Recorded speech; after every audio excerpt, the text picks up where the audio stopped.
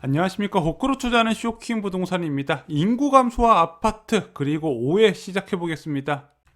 자, 인구 변화에 대해서 대한민국은 이제 중대한 영향을 받을 겁니다. 올해 첫 인구 자연 증가가 마이너스 32,700명을 기록했죠. 최초의 자연 감소가 발생을 했습니다. 자, 그런데 이건 올해 최초의 시작이고요. 앞으로도 이 3만 명대로 줄어든다? 아니라는 거죠. 장기적으로 연 50만 명 이상의 인구 감소가 전망이 되고 있습니다. 거의 매년 안양시 규모의 인구가 사라진다는 부분이죠.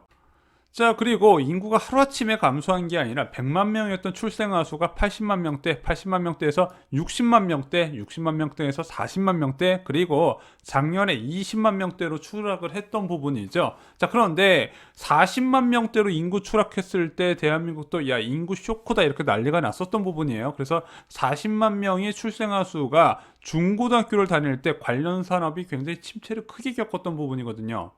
자, 근데 그 40만 명대 출생아 수가 성인이 됐습니다. 어디서 영향을 받았을까요?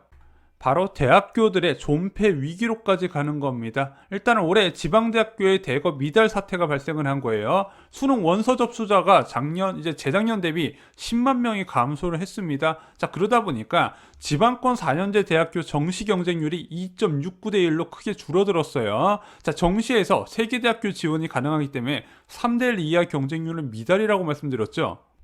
그래서 우리가 알고 있는 상당수의 유명한 국립대학교마저도 이제 신입생을 다 채우지 못하는 사태가 벌어지게 됩니다. 사립대는 말할 필요도 없는 거예요.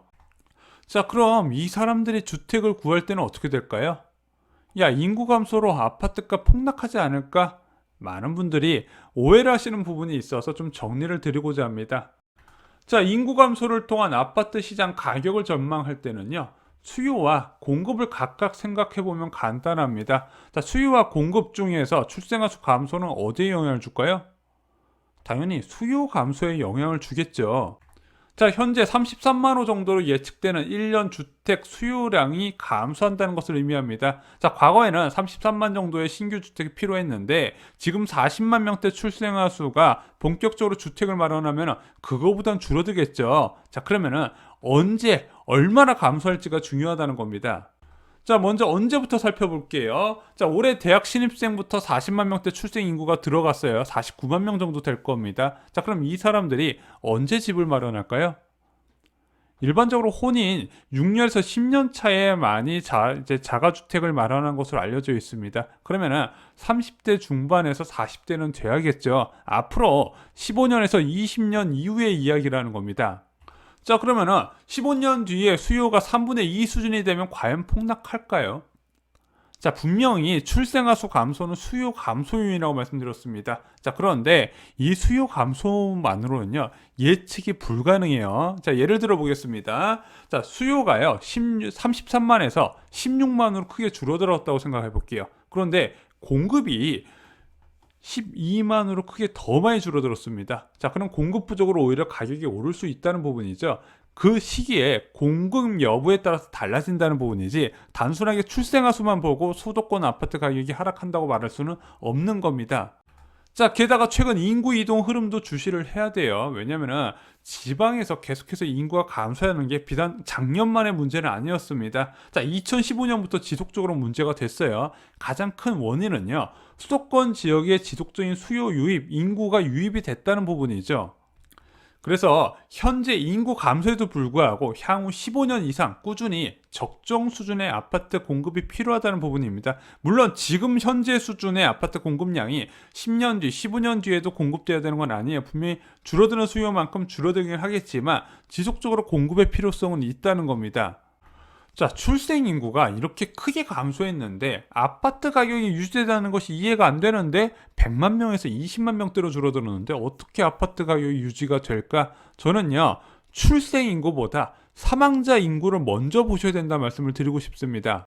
어디에 인구가 감소할 것인가를 먼저 보는 것이 중요하다는 겁니다. 자, 앞으로 지금 자연인구 감소 부분은 지속적으로 늘어나면서 최대 50만 명 수준까지 올라갈 가능성이 있습니다. 자, 당초에 정부의 계획보다 이게 10년 앞선 거거든요. 원래 2029년부터 자연인구 감소가 있을 줄 알았는데 예상보다 출산율이 저조해지면서 그것이 10년 앞당겨지긴 했거든요. 자, 그러면은 앞으로 출생아 수가 크게 늘어날 수 있을까? 그 부분은 불가능하다 보니까 결국에는 사망자 증가를 쳐다만 볼 수밖에 없는데, 그러면은 사망자 증가로 인한 인구 감소는 지속이 될 것이다. 그런데 증가하는 사망자가 어디 거주하냐가 중요하다는 건데 지방 지역에 거주를 한다는 부분이죠. 반면에 젊은 층은 여전히 수도권 지역에 아파트를 선호한다는 겁니다.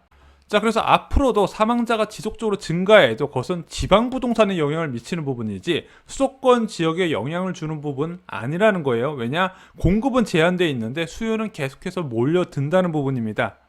그래서 정부가 향후 15년 동안 꾸준히 주택을 공급할 필요가 있다는 부분이죠. 그래서 당장의 인구 감소 시작이에요. 바로 수도권 지역 아파트 가격 급락과 연계시키는 건 굉장히 섣부른 생각이다, 이렇게 말씀을 드렸습니다. 그러면은 인구 변화에 따른 수도권 아파트 가격은 언제 영향을 받냐? 바로 수도권 거주 사망자 증가에 따른 멸실주택 공급이 늘어날 때라는 부분이죠. 그리고 그 주택 수가 수요보다 많을 때라는 겁니다. 자, 20년 뒤 서울 인구 구조를 보잖아요. 80대 인구가 113만인데 30대 인구가 86만밖에 안 돼요. 자, 그러면은 이 80대 인구가 내놓는 주택을 30대에서 받아줘야 되는데 수요와 공급이 불일치해서 공급이 훨씬 많아지게 되면 그때부터 주택 가격이 붕괴되는데, 이게 한번 붕괴되면 시간이 지날수록 그 갭 차이가 더 벌어지면서 아예 가치 측정 안 되는 아파트도 꽤 많이 나올 수 있다는 겁니다.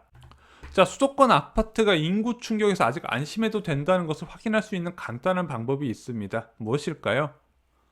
명절에 지방 가는 도로가 막히면 아직 안전하다 보시면 될 것 같아요. 자, 이 명절에 지방 가는 도로가 막힌다는 건 어떤 걸 의미할까요?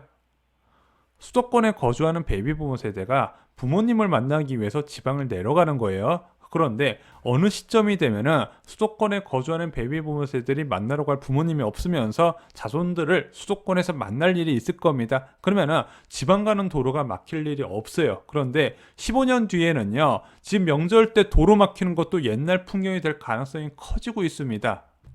그리고 과거와 다르게 이 풍경이 없어진다는 소식을 들으면 이제부터 본격적으로 수도권 아파트도 위험해지겠구나 판단을 하시면 된다는 겁니다.